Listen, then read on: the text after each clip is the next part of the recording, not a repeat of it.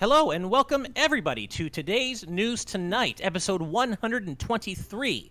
This is, of course, the weeknight news show where we're joined by special guests, our lovely patrons, our amazing YouTube audience, and all of you to discuss the day's gaming news. I'm your host, Ash Paulson, and today I'm joined by my good friend and GVG co-founder, Derek Bittner, along with our very special guest, Jae Lin, Hotline Director of the Games and Online Harassment Hotline.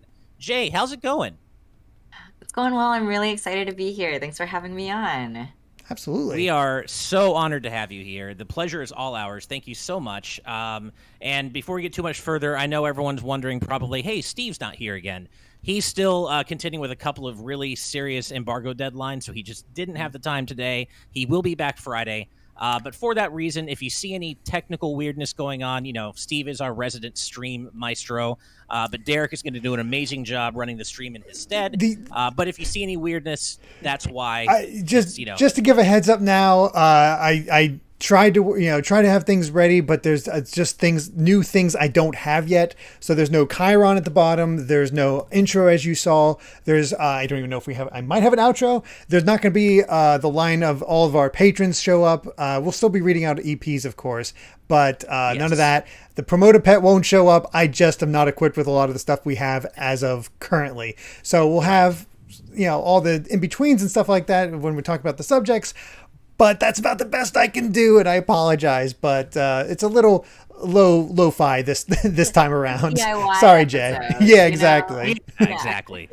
And to make up for it for our producers, I'll read out the list of producers as well. So you guys have your proper readout as well, since you're not going to have the credit scroll. But we'll get to that when we get to that.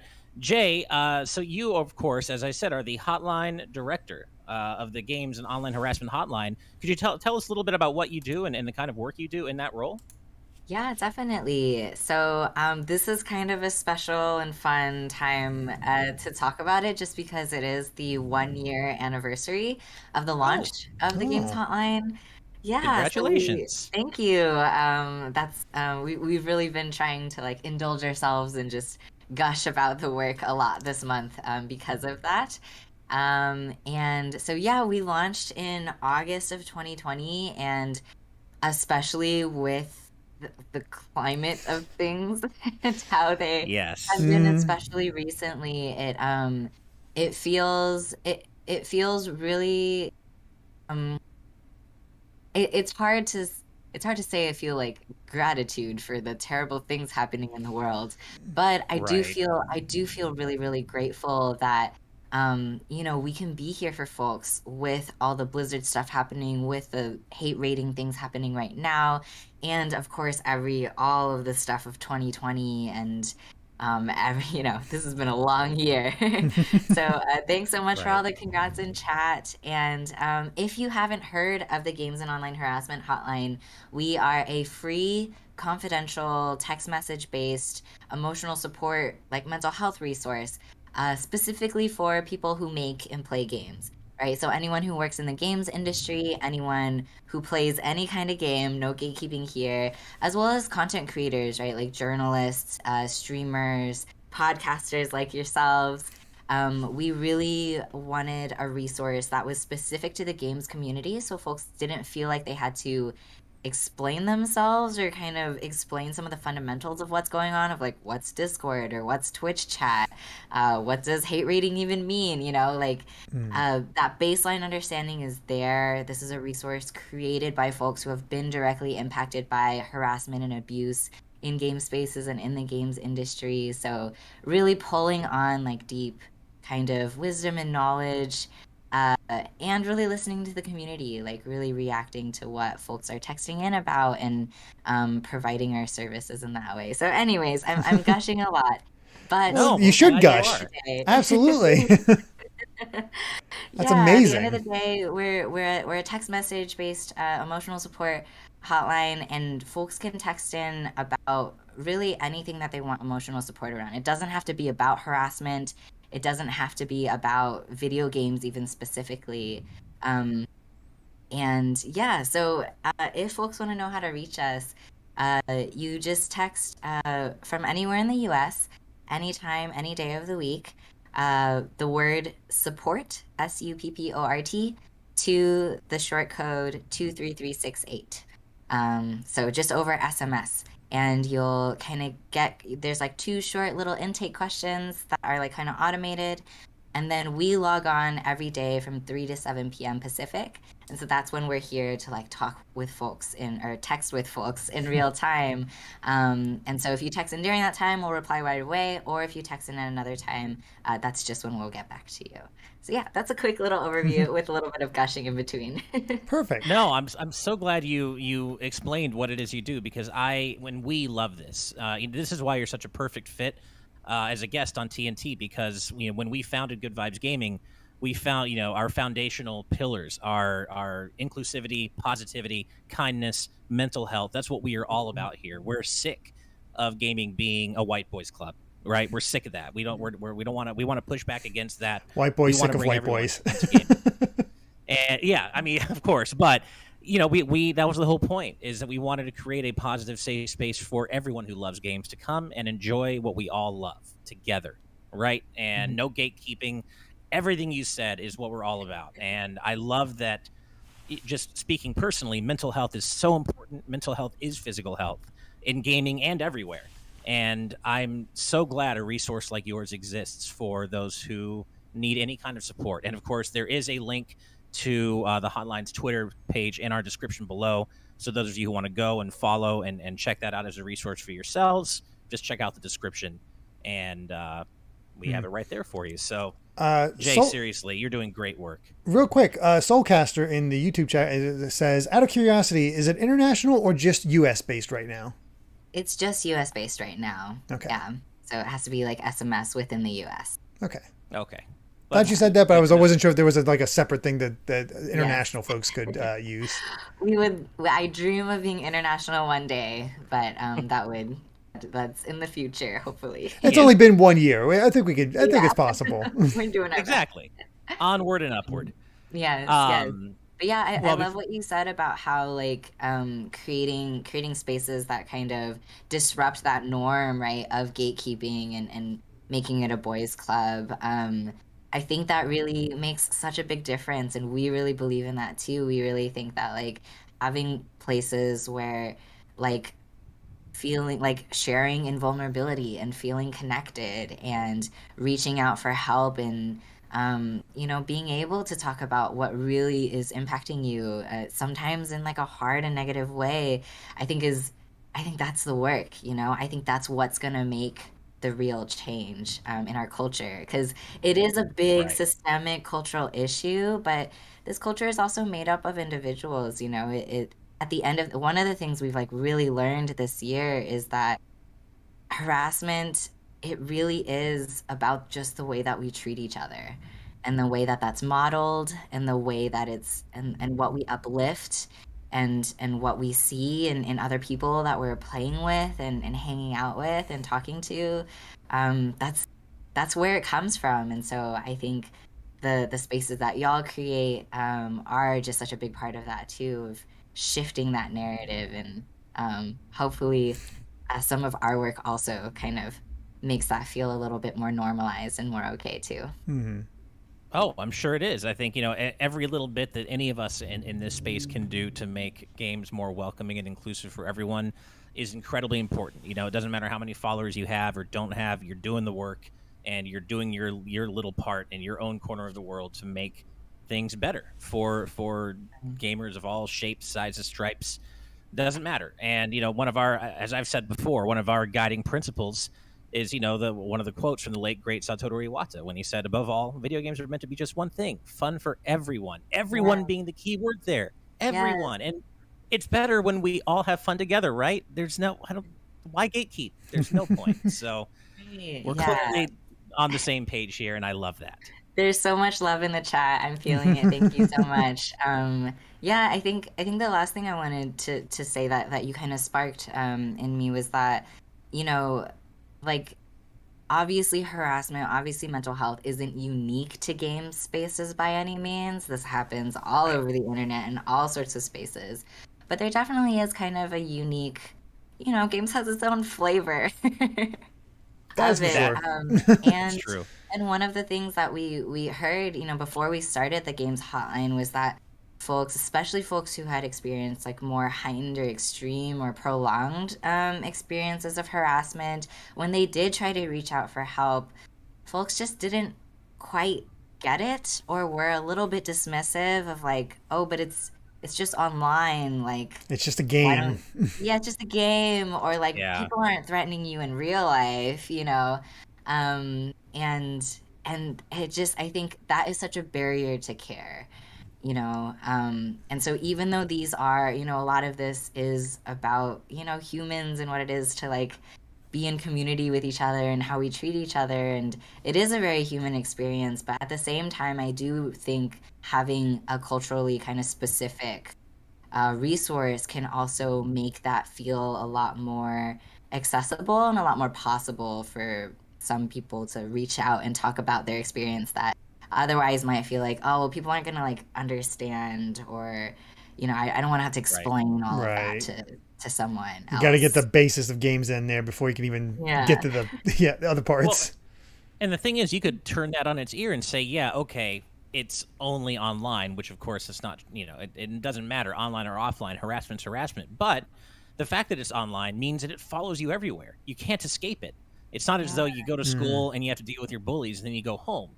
Online harassment follows you everywhere. If you have a smartphone, you're always exposed to it wherever Yeah. you are. So Mhm. that could, you know, you could turn that on its ear and say, well, online harassment in that sense is a bit more pervasive and a bit more dangerous in the sense that you can never get away from it unless you just stay off social media. And how many people are realistically going to do that? Yeah, and it's, I mean, and the pool of people online is so much bigger too, right? Like Right.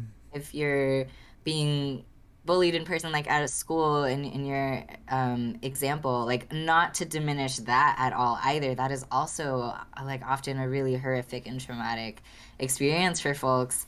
But you know, that is within like the limited amount of people in your school, whereas online it's like people who don't live where you live. It's people who are Right. from all over, who you have no idea where they are or where they're from. So there are definitely just like kind of unique aspects and challenges of it that are maybe different than offline harassment, but at the end of the day, this is the one real life we have. There isn't, you know, there isn't like a, oh, well, offline is real life and real friends is online, like Right. online friends aren't real or online experiences aren't real. You know, like that just doesn't make sense. Like this is the real life that we have.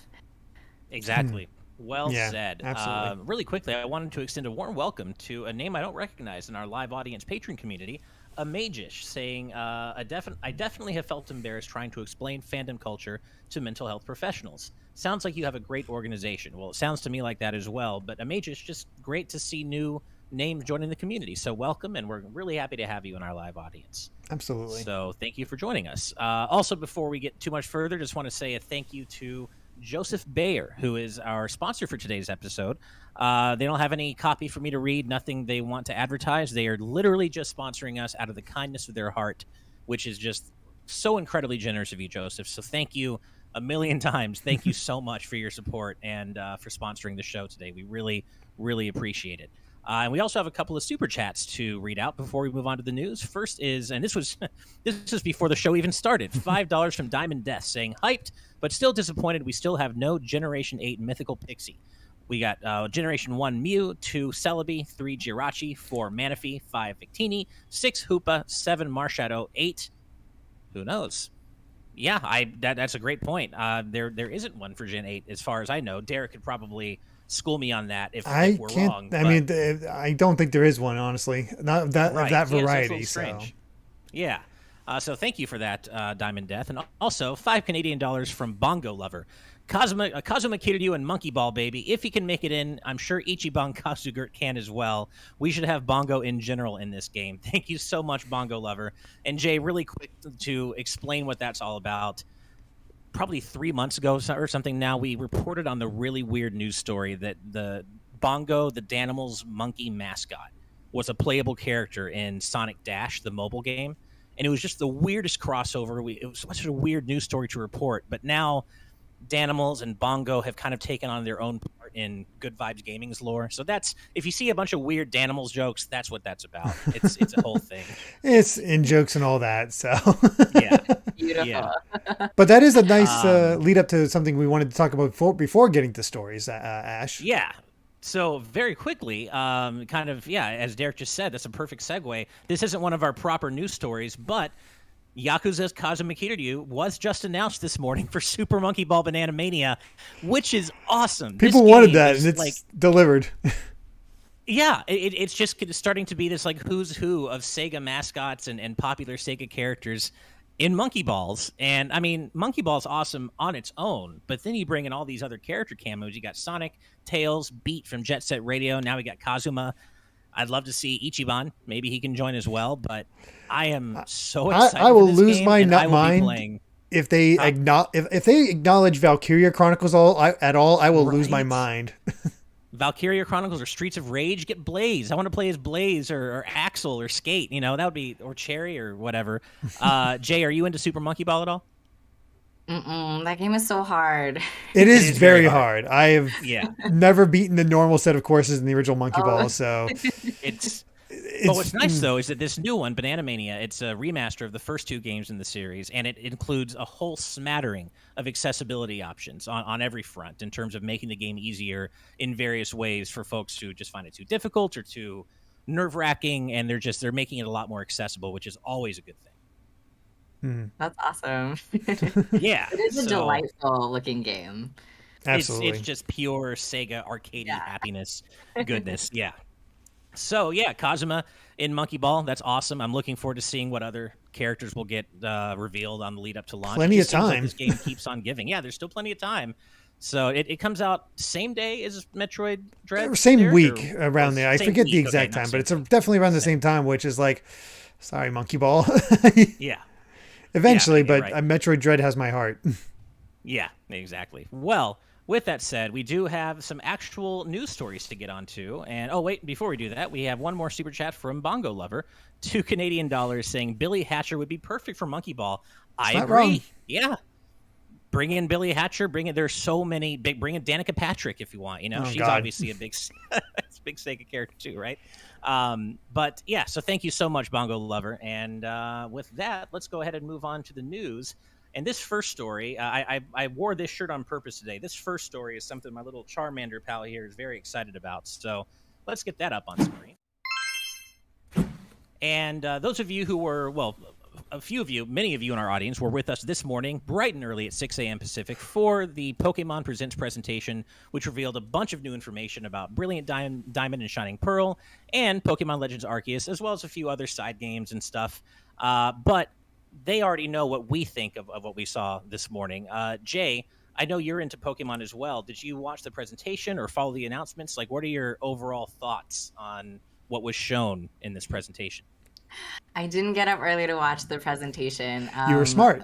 You're smart. You're the smart one of us. I did look at a highlights list of what was announced. I'm really excited. I just started playing Pokemon Unite, and so I'm really excited about Sylveon. I just love Sylveon. She's nice. So cute. And yeah, and I think something that, this is like maybe not that relevant, but something that kind of like boggles me about Pokemon Unite is the menu is just so strange. I feel like weirdly designed for Switch. It just doesn't feel intuitive, and I think the fact that they like were wanting to port it to mobile actually kind of made it make a little bit more sense. So that's, I don't know. I'm excited that they're adding more Pokemon in there and all of that. I loved playing Pearl like back in the day when that was kind of like I was like a teen during that time, so Pokemon teen years. And yeah, I'm like really glad to hear that they are like keeping a lot of like they're staying pretty faithful to it and keeping a lot of the things like the secret base and stuff like that. So I don't know. I feel pretty positively about all the Pokemon news. I just love those little critters.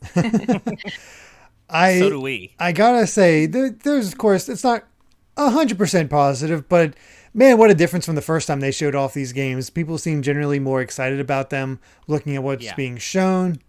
It seems like they're pulling a lot of things from the original Gen 4 with what they're showing for the Shining Diamond and Brilliant Pearl. And actually, I always mix those up. I always want to say Shining Diamond instead of Brilliant Diamond. I don't know why. Right. But yeah, it does look pretty good. I think it will likely be potentially the best version as long as they get a lot of the stuff from Platinum in there. We'll see how it goes, but it generally looks pretty good. Legends is definitely the one that has my interest, though. I am so curious how it's going to go. The way it's structured and the way it really seems to be more all about the catalog, the Pokedex.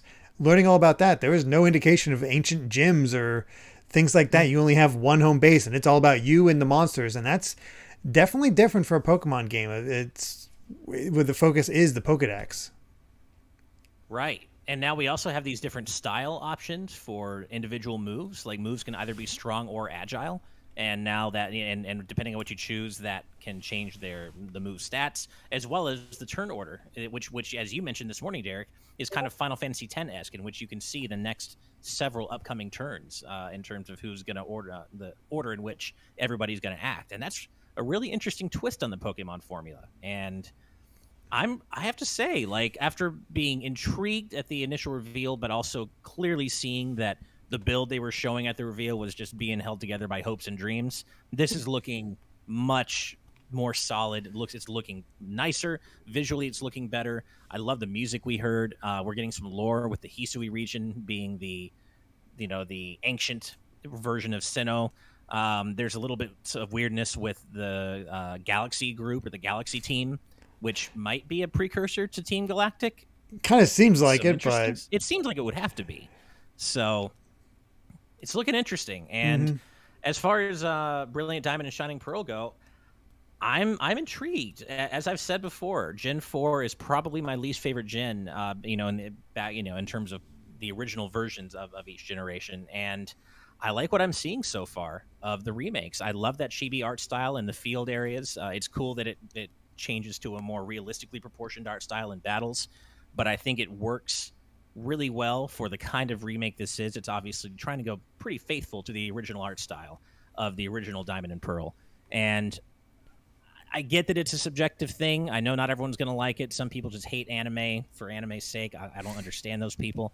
I love chibi art styles. I think it's adorable. So sign me up. I'm in for it. I'm curious to see if these remakes can kind of change my opinion on Gen 4 as a whole. Mm-hmm. Yeah, and I mean, like, Pokemon is so anime already. I feel like it just really works. It was an easy, I don't know, kind of blending in. So I don't know. It feels right to me. And in Legend, I was really digging the, like, I don't know, kind of the steampunky little Pokeball. Yeah. I thought it was, like, really cute.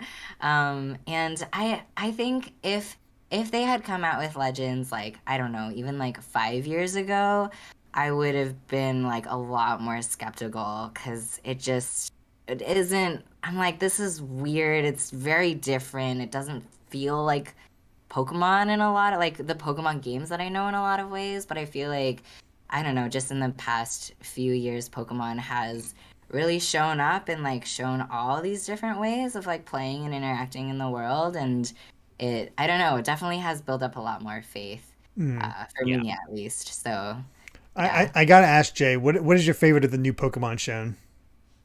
Of the what? The new Pokemon they showed.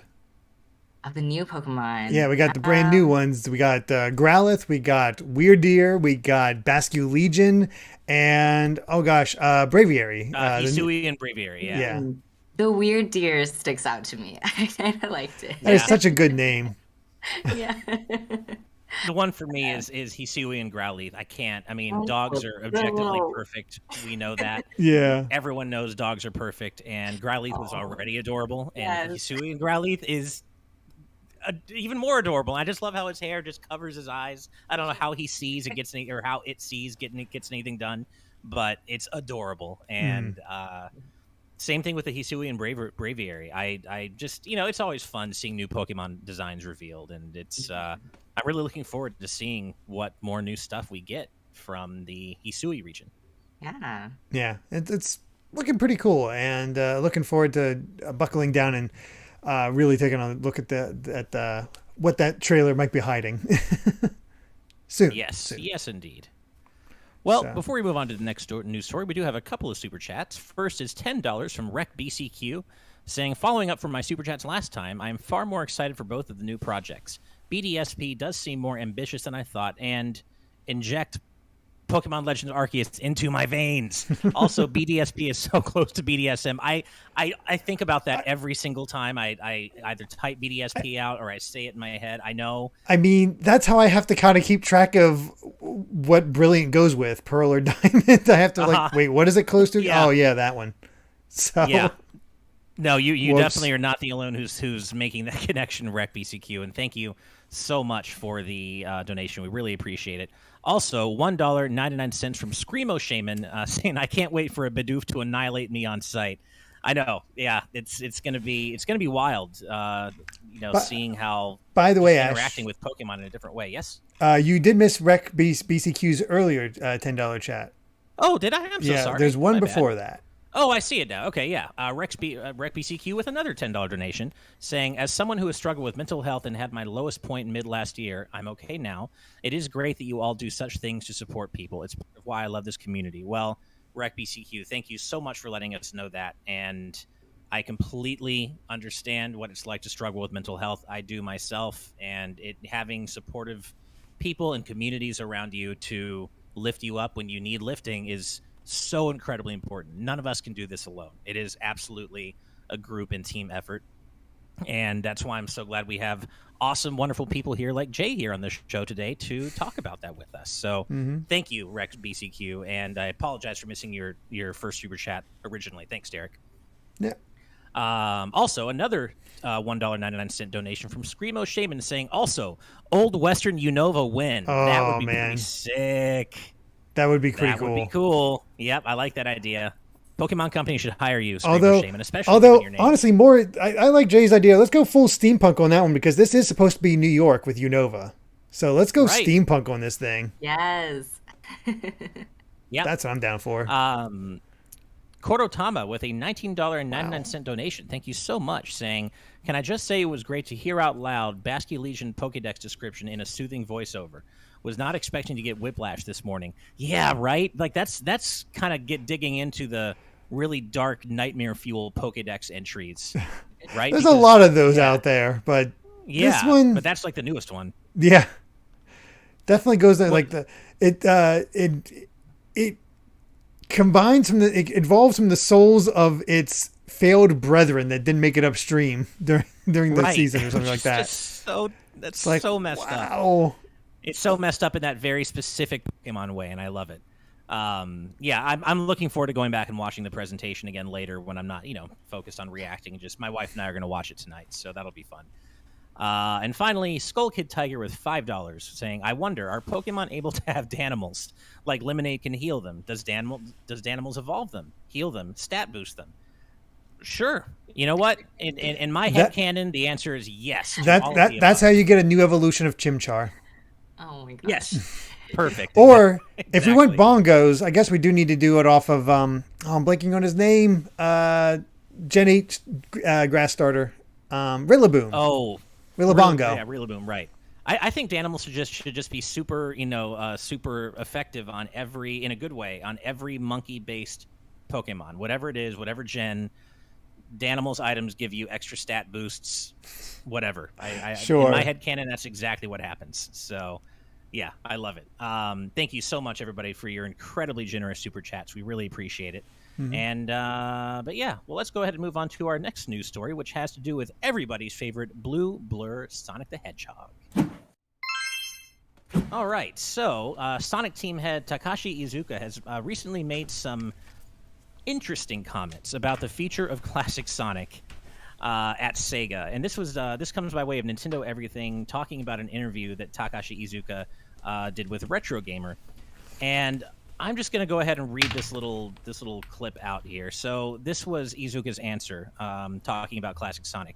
Initially, we thought bringing the Classic Sonic into the fold was just going to be a 20th anniversary project, but it was met with such positive responses from fans that we knew we would keep him around. In fact, we have released Sonic Mania focused on the Classic Sonic in 2017. The Classic Sonic is a popular iteration who will hopefully be a part of the Blue Blur's future. Now, that's promising on one hand, I guess, sure, but I feel like if this were not anyone, but most anyone other than Sega and Sonic Team, there wouldn't be any mystery behind this. Sonic Mania is one of the most beloved games of the past several years. Whether you're a Sonic fan or not, I mean, it's generally just beloved by all. How has there not been a sequel announced yet? This is so frustrating. Why is there even a hopefully here? He should be a part of the Blue Blur's future. This is so frustrating to me. Why hasn't there been a sequel announced yet? Why is there any mystery? It kind of makes you almost nervous in a way, because you think of how he got included into Sonic Forces, and it's like, well, that was shoehorned in and just not great. Exactly. So, like, there's this weird thing where you're hopeful for Sonic Team, but also scared of Sonic Team. Exactly. Jay, you said you don't play a whole lot of Sonic, right? I'm not super familiar with the franchise. Okay, fair enough. Well, if you ever get a chance, if you're ever curious, definitely go play Sonic Mania, because you don't have to be a Sonic fan to just enjoy what is a fantastic platformer with just amazing visuals and music and gameplay. It's just a great game around the board, or across the board. But yeah, I don't understand Sonic Team's reticence here.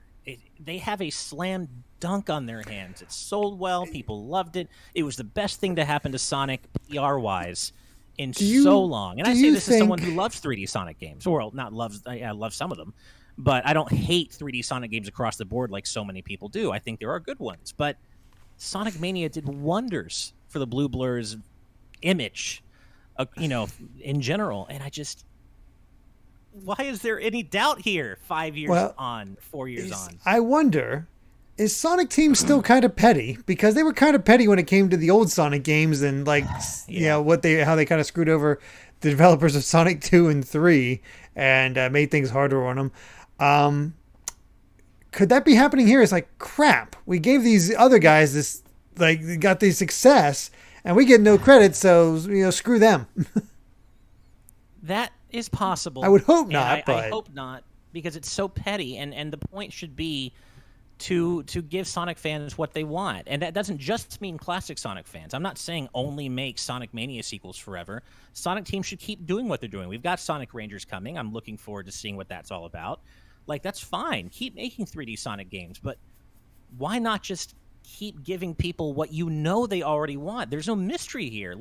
I feel like a lot of game developers would kill to have that kind of assurance of knowing exactly what their audience wants.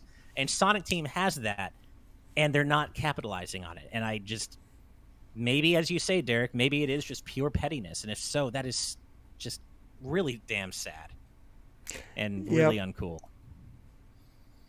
Yeah, I guess we'll see. I don't know what to make of it. Twilord in our live audience chat says, Classic Sonic is neat, but give me Shadow Fever based on Sonic Adventure 2 and the fan mods of Shadow. Like Mania, but for real gamers. Oh, God. No, please read real gamers with the intense irony intended. Yeah. Of course, we can go in circles forever talking about why Sonic Team is the way they are. Again, I say this as somebody who is looking forward to Sonic Rangers. I like most 3D Sonic games to a degree, but God, I want a fully original sequel to Sonic Mania, no reuse zones, and I feel like that's what everybody wants, and they're just not doing it, or maybe they're working on it. Who knows? I really don't know. Honestly, I'm more interested in this other bit of news that you have attached to this. Yes, so there's a little bit. This isn't directly related, but it is indirectly related, and that is, of course, that Johnny Gioeli of Crush 40 fame has teased on Twitter that they might be doing something for the Sonic 2 movie. And let's just call a spade a spade. Johnny Gioeli didn't have to say shit about this, but he chose to, and that means he chose Crush chaos 40. Today. Exactly. Yeah, nice. I like that. We're totally seeing Crush 40 in the Sonic 2 movie. Whether that means my guess would be credits. credit song. Credits or maybe or if they really want to cameo. hype up Sonic fans during the final battle. Oh my God. If they were to do that in the final battle, in the movie theater, got a Crush 40 song, I don't know if I'd survive the experience. My hype level would just be... I'm just imagining. This is a deep... I know, exactly. Where we could postulate on what's actually going to happen, but it sounds as though Crush 40 is going to figure into the Sonic 2 movie in some way, either with a song or maybe an on-camera cameo. Either way, Jay, as you can see, being a Sonic fan is a deep, deep, deep rabbit hole to go down. You're lucky not to be involved. Honestly, the peripheral stuff that I ever hear about Sonic when folks are really into Sonic is I think that choosing chaos little snippet feels like a pretty common thread throughout all of it. Does anyone know what's going on? Does anyone know what anyone wants? Nope. And is anyone listening to that? No, but here's something really weird and unexpected, and everyone's reacting. So this tracks. It really does. Yeah, I am just imagining a theater full of Sonic fans, and the new Crush 40 song starts playing during the final battle, and just losing their minds in the same way the Avengers Assemble thing during Endgame. If that were to happen, GVG from that day forth will have 2 co-founders, because I will melt in my seat and will not survive that experience. Oh, man, I hope. Also, Drew Maru in our live audience chat, going back to the Sonic Mania stuff, mentioned, I assume there's no Sonic Mania 2 because the team is working on Origins Collection as well as a proper 3 and Knuckles HD, maybe even adding stuff to it like how 2 HD had Hidden Palace. So the issue with that, though, is that Sonic Team didn't make Sonic Mania. That was outsourced to Christian Whitehead and an incredibly talented dev team of fans, essentially. We're really, really experienced fans. Now, Sonic Team, of course, oversaw them, and they were still involved, but they didn't make the game. So I don't know if them working on Sonic Origins would be a good reason for them not to have a Mania 2 in the pipeline somewhere. So we'll see. But that said, I am looking forward to Sonic Origins. I know Derek and I both are. I don't know if I'd expect a 3 Knuckles HD. Probably check your expectations there. But we are at least going to get Sonic 3 and Knuckles in widescreen, proper 16:9 widescreen in Sonic Origins. So that's pretty cool. And I agree with you. I hope they are adding some of the stuff we saw in the Whitehead ports of Sonic 1 and 2 on mobile into these definitive versions on console. I want to play Hidden Palace in Sonic 2. I want to have Super Sonic and Tails and Knuckles in Sonic 1. I hope that's what they're doing. We'll see. We'll see. But speaking of doing interesting things, this next story... Well, want to get the Super Chats first? Oh, yes. Sorry about that. Sorry. No, I'm glad you did. Don't. Rob Arman X with $5 saying, if Crush 40 plays an original song for the final battle of Sonic Movie 2, I will break down in the theater. I'd cry so hard. Dude, you and me both, man. I think a lot of Sonic fans will agree with us there. Thank you so much. And also $5 from Rec BCQ again, saying the classic Sonic games were all a dream and Sonic Boom is the true canon. No, please, no, don't do that to me. Can you even imagine with the Sonic Boom cartoon was legitimately awesome. Oh, yeah. Those games, the games were okay other than Rise of Lyric, which was just really bad. But it needed more time in the oven. But yeah, the Sonic Boom show was actually great, and I'd be okay with that being canon personally. But thank you all so much. Your generosity just continues to just blow me away. Thank you so much for all your super chats.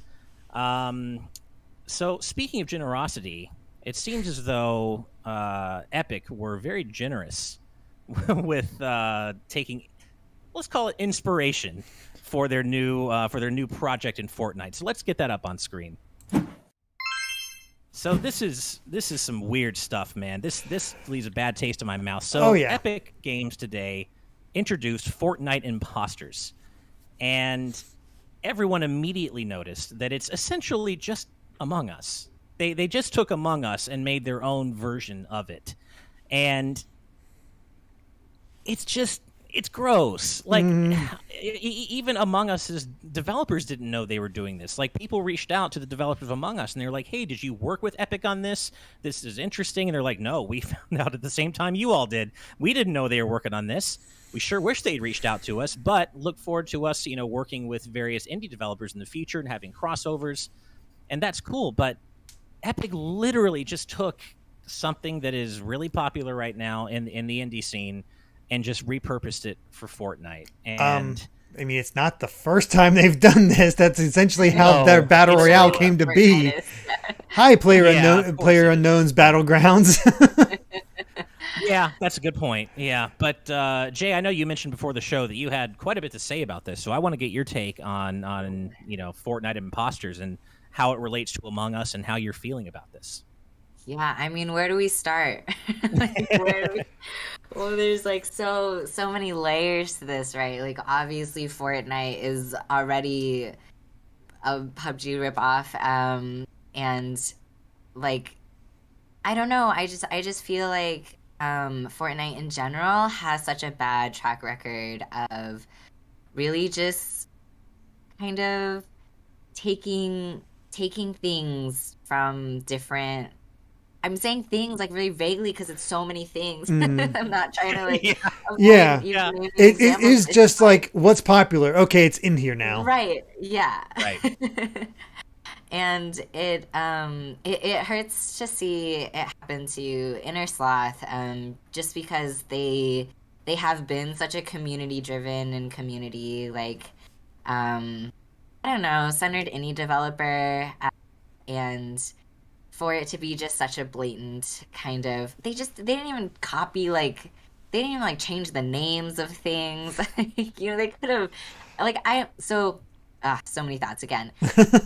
I don't think that like game mechanics necessarily need to be like copyrighted, I don't think like, oh, there's a popular genre of game, no one else should be able to make that game. But I mean, at least try to innovate on it or make something, it just feels so cheap in the way that they did it. And because they didn't talk to Innersloth about it, with it being so close and not really building off of their work really in a meaningful way, it just feels icky, right? Yeah, it does. It's kind of what Chris Masterson just said in our live audience chat. Ethically, it's disgusting. Right. Legally, are they technically doing anything wrong legally? No. This game, the Among Us style of gameplay, was not trademarked. Legally, they're in the clear. But that's not really. I mean, I know money. Money is the root of everything, especially evil, and I know money talks, and that's what is at the bottom of this. But it's just so gross. I think it's especially because it's one of the Fortnite, biggest franchises out there, and it's taking it from an indie developer. That's the part that makes it feel a little. It's that power dynamic. Squicky, yeah, because you can look at and I've never played this game, but Lord of the Rings: The Third Age pretty much copies the battle system of Final Fantasy X to a T from everything I've heard. Oh, I didn't know that. Oh yeah, it is straight up Final Fantasy X's battle system, but it didn't feel. It was like it was weird, and it was like, well, we obviously know what you're doing, but it didn't feel like it had that weird, that kind of disgusting feeling to it, because Square Enix is a big company, EA is a big company. It's kind of across the board, and it just, we've seen it happen before.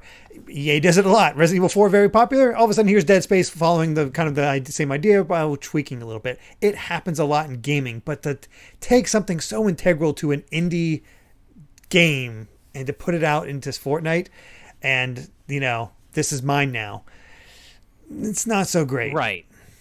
Yeah, it's not specific to games, and it's not specific to even game mechanics and stuff. Like, like even within Fortnite, I remember it was like a couple years now.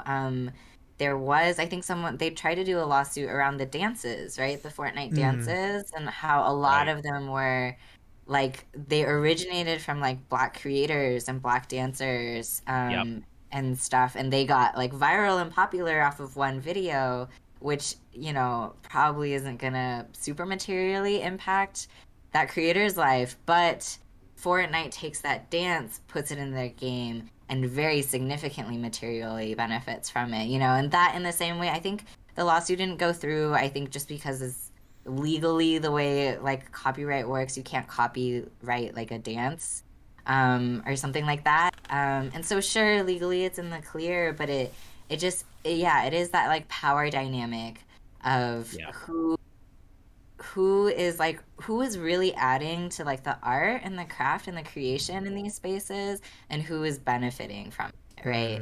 And when those things don't feel like they line up, it feels icky. Yeah, and as you said, Jay, it's about, you know, yes, game developers will copy, you know, popular ideas, or they'll riff on popular ideas. They'll, you know, have things that are inspired by one another. That's one thing, but there's a power dynamic at play here. This is a mega corporation directly cribbing from an indie developer, and that's just so gross to me. I mean, again, legal technically yes, but ethical, hell no. And right, yeah, and I mean, I guess kind of like in terms of like, you know, we talked in the beginning, like when we were talking about the games hotline, of like how so much of like what makes up culture is the way that we treat each other, right? I think getting into like legal nitty gritties of like what's legal, what's suable, what's whatever that is one way to look at things. But I really wish in the games industry we looked at things more like, instead of like what loopholes can I get into or what can I get away with, instead of like what would feel like a really good and generative way to like honor the creativity and innovation in these spaces, right? Like instead of like, I don't know, approaching it from such a like, ooh, like it's not illegal.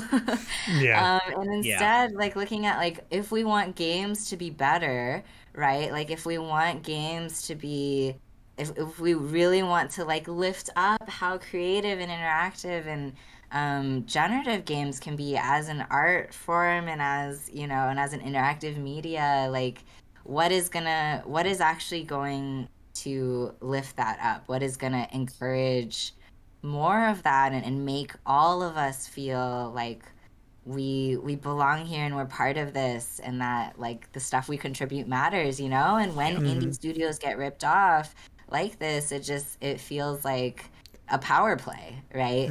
And that doesn't feel welcoming or generative or creative. Yeah, it is all about that position of power, because we've seen indie games crib from bigger games and sort of take in their own unique ways plenty of times. It's just a common thing. It's how these sort of iterations work, but it is that power structure where Epic is just the biggest thing right now. And I mean, I did speak with a kid today who does play a lot of Fortnite, and he said he's played Among Us before, really enjoyed it, but he thinks this Fortnite Impostors is better. I didn't quite get out of him why exactly he felt that way. I guess it was just easier to chat and easier to sort of do things in there. I guess so it's been a little bit optimized because I guess they have the money for it. But that's the thing, yeah. It's one of those things like I hear this and like I can't say like, no, you're wrong for liking this. Like, support the little guy. He's a kid. It's just like So it's just like, I'm glad you like it.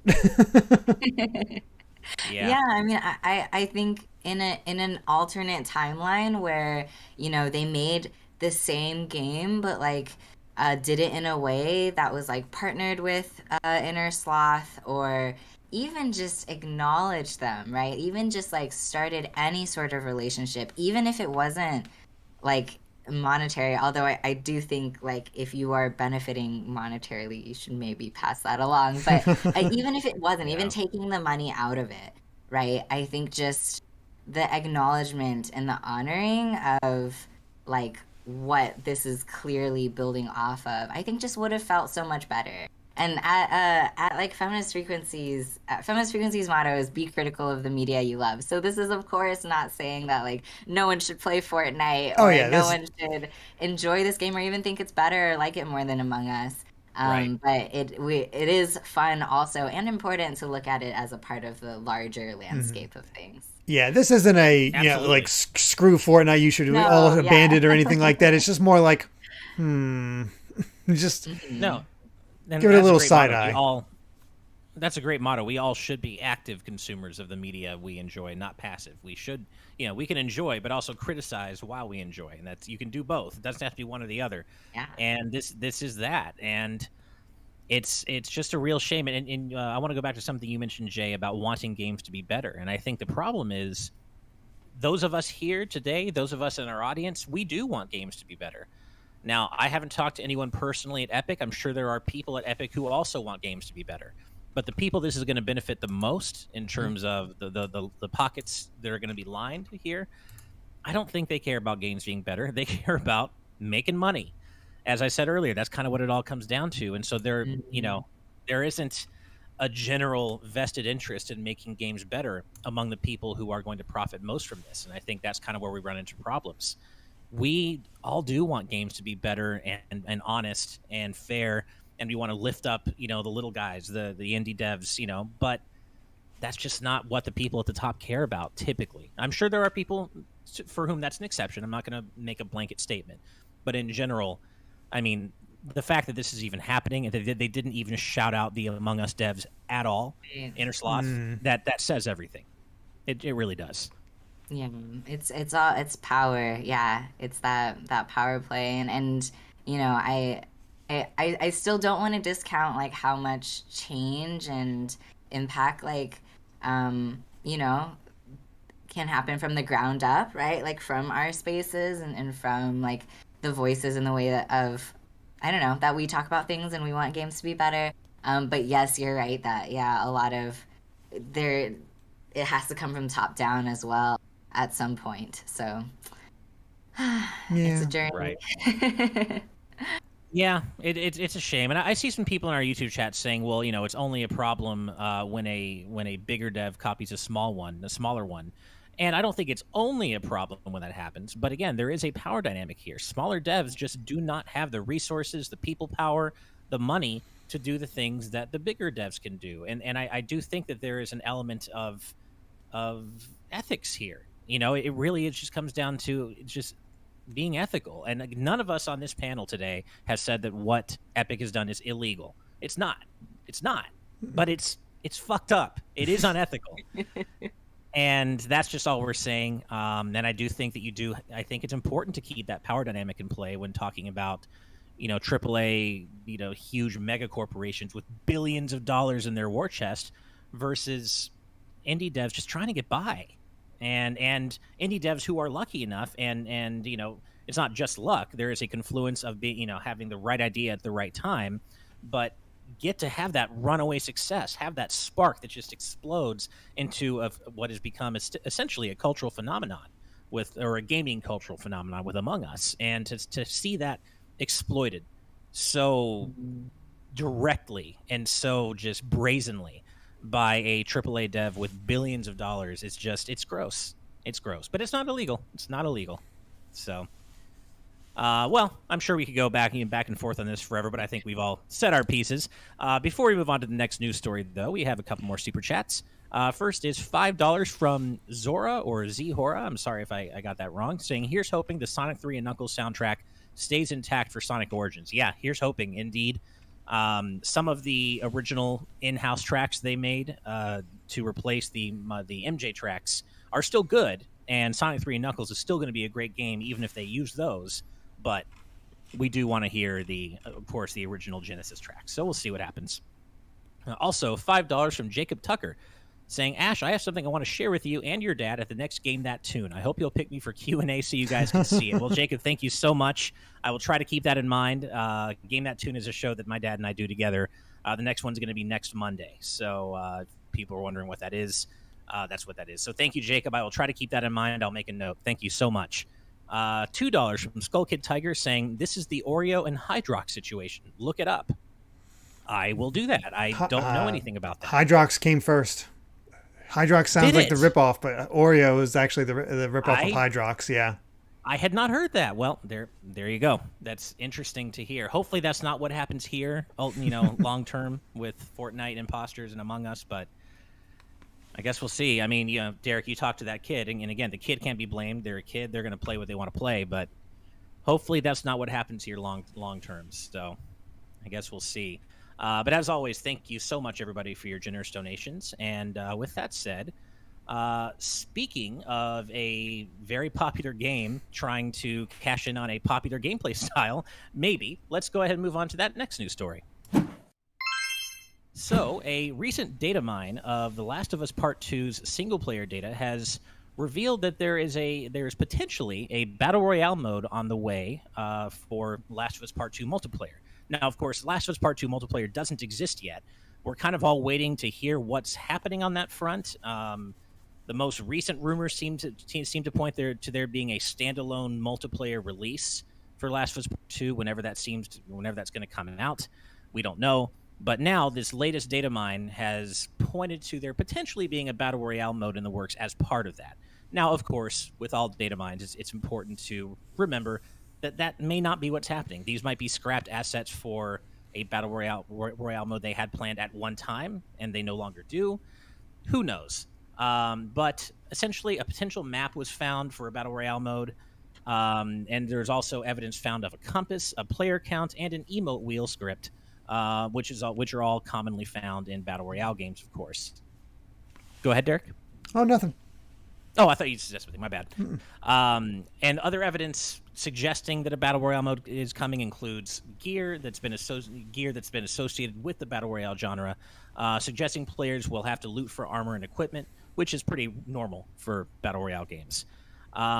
So, yeah, I'm not a big multiplayer shooter guy, as you guys know, so I don't really have too much to say about this. But, obviously The Last of Us Part 2 is a very significant, popular game. People love Last of Us Part 1 multiplayer. We don't really know what's going on with it.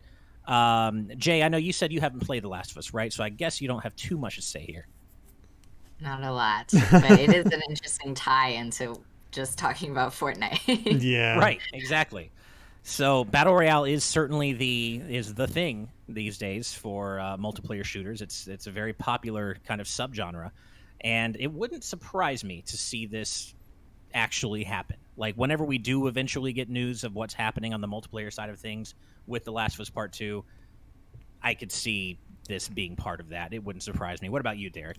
I mean, Battle Royale is the hot thing right now. They've been the hot thing, so it just makes sense from that perspective to have something like that. Might not be the full, 99 players, could be just more limited, but The Last of Us does kind of lend itself to that. It would be a very different kind of game because of maybe the crafting mechanic and the stealth mechanics that make it feel a little different from your Call of Duties, your Fortnites, what have you, as far as those Battle Royales are concerned. And could be good.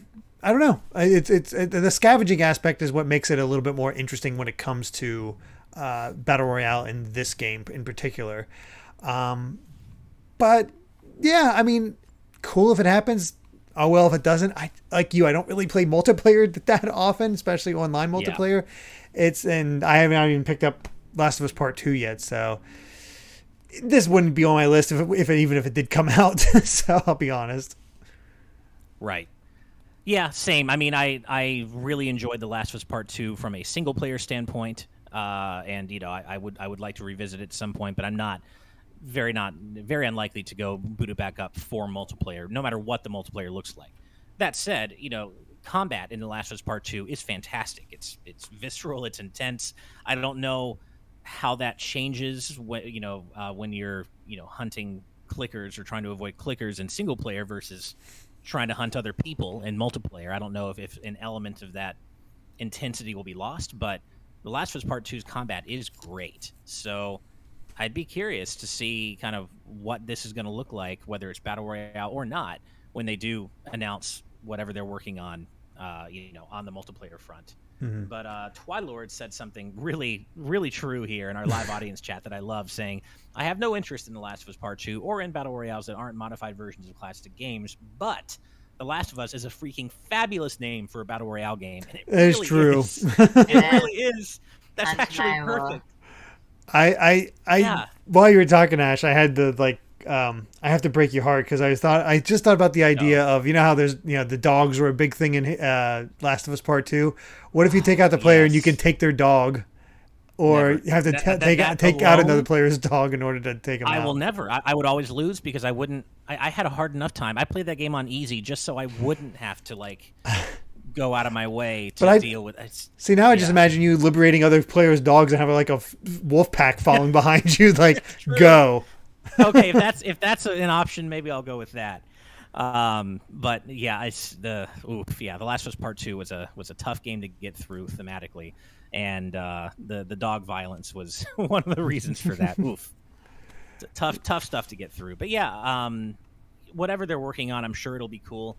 I am glad though that the Last of Us Part 2's dev team is getting a well-earned break. Obviously, there was a lot of bullshit and toxicity surrounding that launch. I'm glad they're taking the time they need, just to develop multiplayer and not rush it out.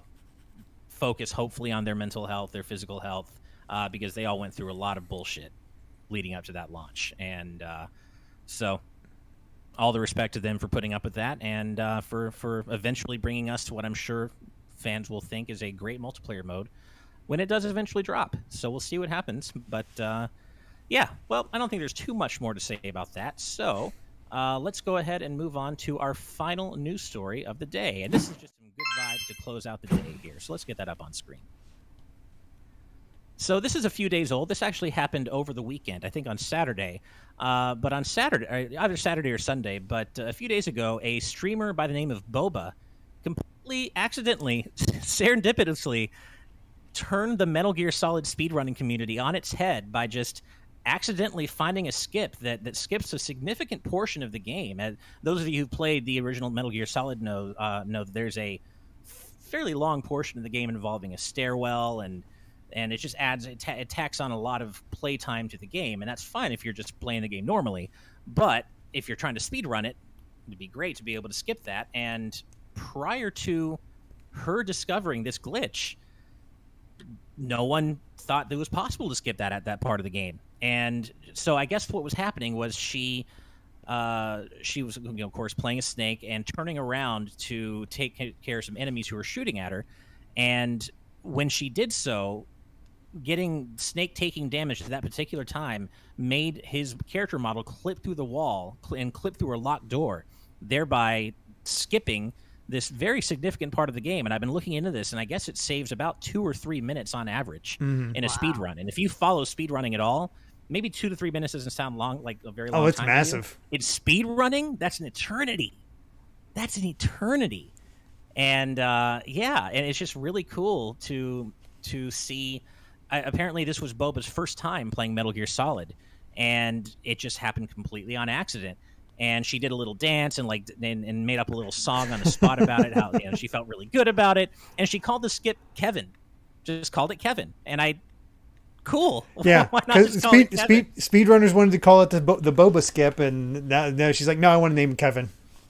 Yeah, it's wonderful. And what's really cool, the thing that makes me enjoy this is the fact that a non-speedrunner discovered a speedrunning strat, and the speedrunning community just open up around her. Like, they have a picture in the whole Twitter thread of a Discord call of the Metal Gear Solid community, where I think 36 people are in the call together, all discussing it, trying to recreate this thing so they could integrate it into their runs. And even some of them reaching out to her, just saying, think it's really cool. I'm so glad that somebody it's actually really fun that somebody that's not in the speedrunning community discovered this. It just makes it that much more, enjoyable. It's just sort of fun. It's just a nice feel good story. Yeah, it really is. And Jay, I think you mentioned you haven't played MGS, but do you follow the speedrunning community at all? I mean, I'll watch the GDQs. Mm-hmm. Same. I do too. Feels like the Olympics of video games. I'm not so I don't play sports, but watching the Olympics is kind of fun. Yeah, totally hear you. Kind of that vibe. Yeah, I don't know. Yeah, y'all are right. This is just kind of a delightful little story, and I think it's so much of I don't know, sometimes stuff just happens in a mysterious way of you can try and plan really hard for things and you never know what's going to make it possible. And so I feel like this is a Right. really delightful little encapsulation of that, of these folks who like grind this game and like speedrunners, oh my gosh, the discipline. It's Oh, unreal. yeah. And put so much into it, but then I don't know, sometimes a mysterious thing happens and a non-speedrunner finds this huge skip. 2 to 3 minutes is like a lifetime. That's amazing. So Yeah. Yeah. I love what Seesaw24 here said in our live audience patron chat, saying Kevin is a weapon that'll surpass Metal Gear, which of course is a riff on a quote from Metal Gear. And also, Corn Legend Flakius says, I love that, says, fair warning, before looking up Boba Witch, there is NSFW art according to her bio, so be cautious, but of course not shaming her for any of that, but just good to know if you happen to be looking her up at work, or, the skip she did, just good to know. I think one of my other favorite parts of this, other than the fact that it happened and she's so happy and her reaction is just so visceral and positive, is that I haven't seen any toxicity, any blowback, No. Surrounding the fact that she is a female streamer. Like I was wondering if that was going to happen, but by and large, the speedrunning community seems to have been very supportive, and her gender isn't an issue, which is the way it should always be. But I'm just glad to see that the speedrunning community, at least in this case, I haven't really followed the history of toxicity in speedrunning, but at least in this case, it seems like it's been nothing but good vibes and support and just lifting her up, which I think is really cool. Mm-hmm. Absolutely. Nice. Yeah, that is refreshing to hear a story like that and be like, oh, kind of a release of breath. Yeah, exactly. Yeah, it's just like, oh, I feel good about this. This is nice. Yeah, like I hate that my first reaction when I saw this was after, oh, this is so cool, what she did is awesome, is okay, but what are the reactions? Are people giving her shit? And no, apparently not. So, hell yeah. Good on you, speedrunning community. I love to hear that. And that's why I chose this for the final story of the day, because I thought it would just be some good vibes going into the second part of the week and getting us to the weekend. So that is, as I said, our last news story of the day, which brings us to the end of the show. But as always, before we head out, Jay, could you please tell our amazing community where they can find you on the internet? Yeah, definitely. So, I just want to plug the games hotline. Again, it's our 1 year kind of anniversary of launch. So for folks who missed the beginning, the Games and Online Harassment Hotline is a free, confidential, text message based emotional support mental health resource for anyone who makes or plays games. So to reach us, you just text support to 23368. So the word support to the number 23368 from anywhere in the US. And you can text any time of day, any day of the week. We're open 7 days a week. And yeah, we're online every day from 3 to 7 p.m. So that's when we'll text you back, but you can text in at any time. And if you maybe don't need the hotline right now, you can find us on social media at Games Hotline on all the little platforms, Twitter, Facebook, Instagram, YouTube, all of that. So yeah, that's where you can follow our work. We share a lot of resources and I don't know, talk about a lot of the stuff that we were talking about today. And so we like to share that with the community, not just with like folks who are texting into the hotline as well.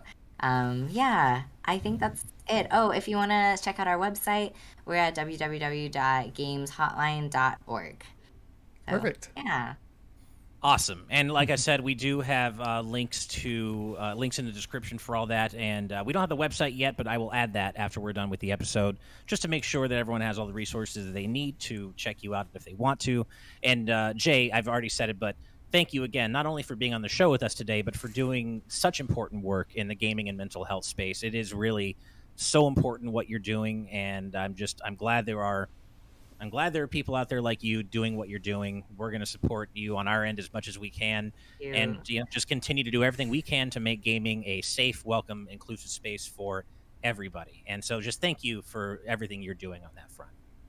Yeah, thanks so much for having me here. And it's really also wonderful just, I don't know, being like seeing the chat and being a part of this space. Y'all are I don't know, it lines up with so much of what we want for the games community too. So this has been really, really special. Thanks so much for having me on. Of course. Well, it was our pleasure, and we'd love to have you back anytime. Hopefully, on a day that Steve can be here as well, Yes. so we can all hang out together. That would be ideal. Time.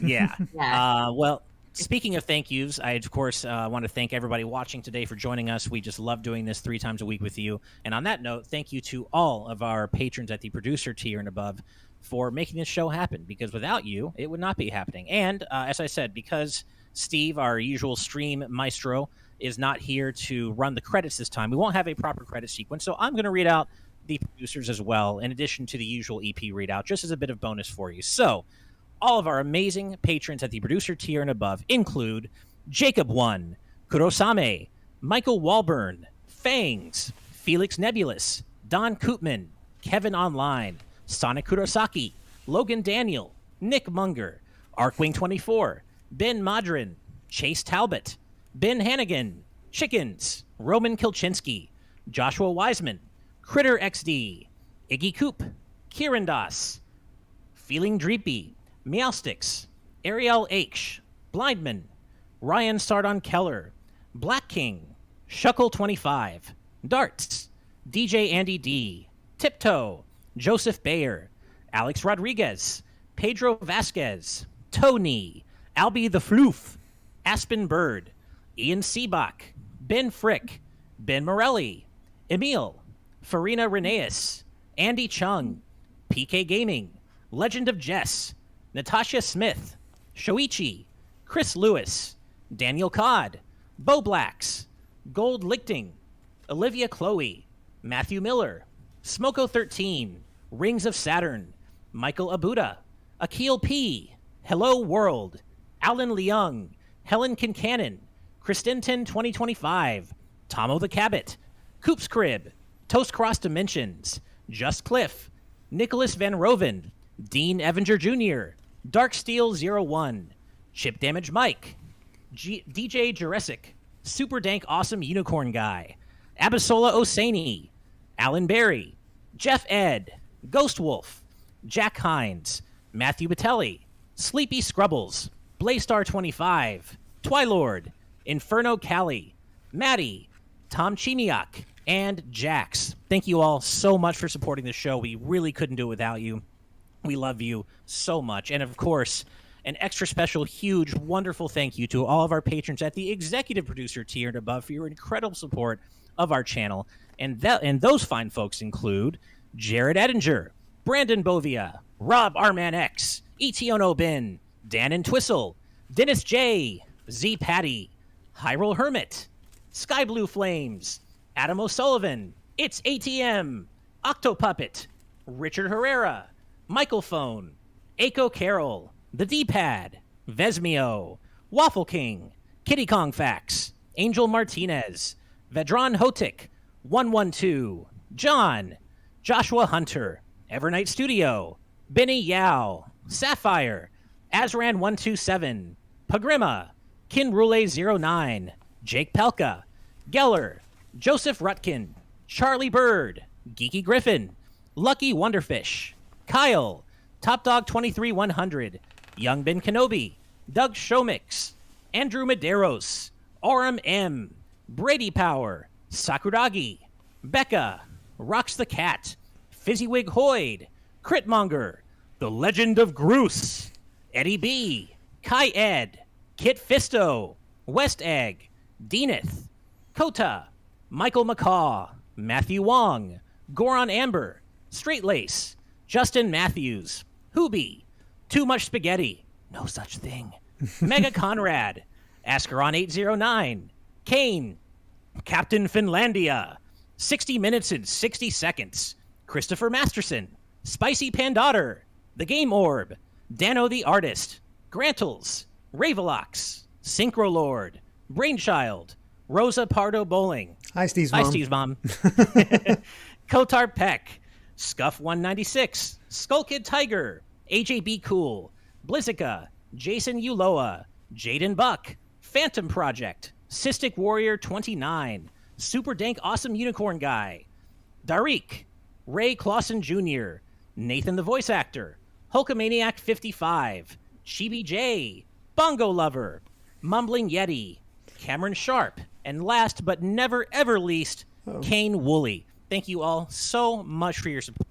We really could not do this without you, and I love reading these names off every time. It's just one of my favorite parts of my hosting days. So thank you so much.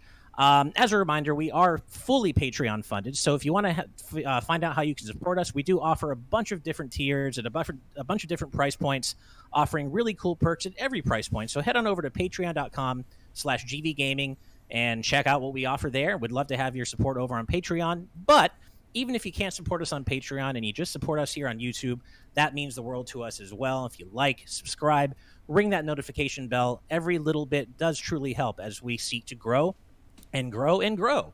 So with that said, thank you all so much once more for joining us, and we will see you on Friday for the next episode of Today's News Tonight. Until then, everybody, good night and good vibes. Bye. Bye.